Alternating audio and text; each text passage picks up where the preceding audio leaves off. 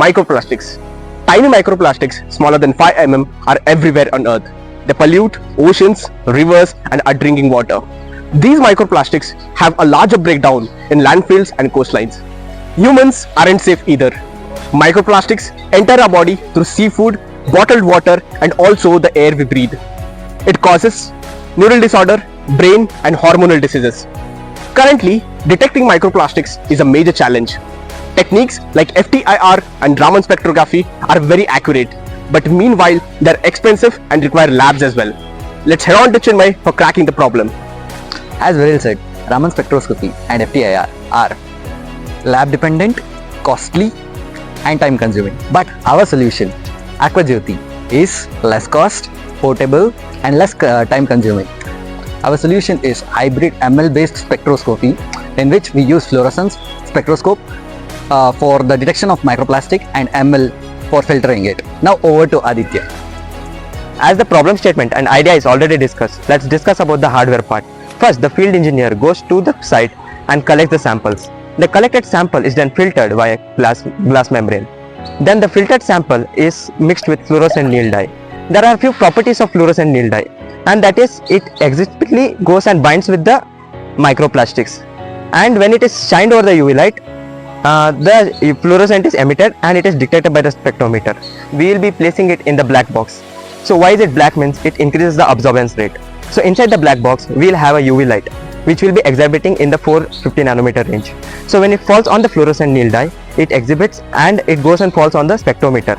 And the detected spectrometer waves are sent to the Rasberry Pi for the required ML integration. And the rest of the ML part will be discussed by Chaitanya Reddy.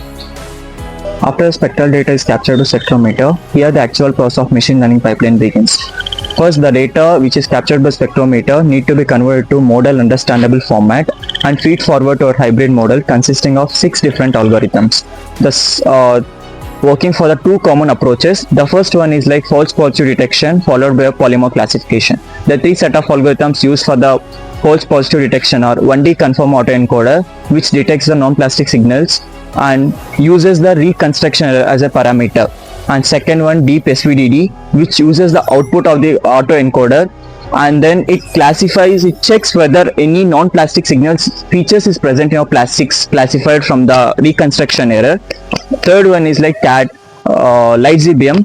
LightZBM, it uses output of the other 2 models, one autoencoder and the deep SVDD, and it gives you the final prediction. When this process is done, we will get to know which are microplastics, and these microplastics need to be classified into the different types. Now comes the integration part. The strength of our system lies in the seamless integration. The Raspberry Pi, being the brain, connects the hardware and the software. The spectrometer collects the data from the stained microplastics. The Raspberry Pi is now ready to collect the raw data from the spectrometer. On running the machine learning model, it instantly classifies the microplastics. This report is sent to the mobile app via Bluetooth. Over to Mahita to know how the application works. Open the app, you will land on the home page where you will find a live map and a short section. Click on Explore Maps. Read the map, click on the colored pins to know the contamination level per site. It will show the information like polymer inputs. Tap a filter to limit by status or enter a polymer. Use legend to interpret color at a glance. To book a field test, click on Book Test. Enter the details. Then the task is created for deployers. Go to the deployers page. The deployer will see the related instructions and informations. After the experiment, the data will be loaded into the results page. Enter the required details and you can see the contamination rate.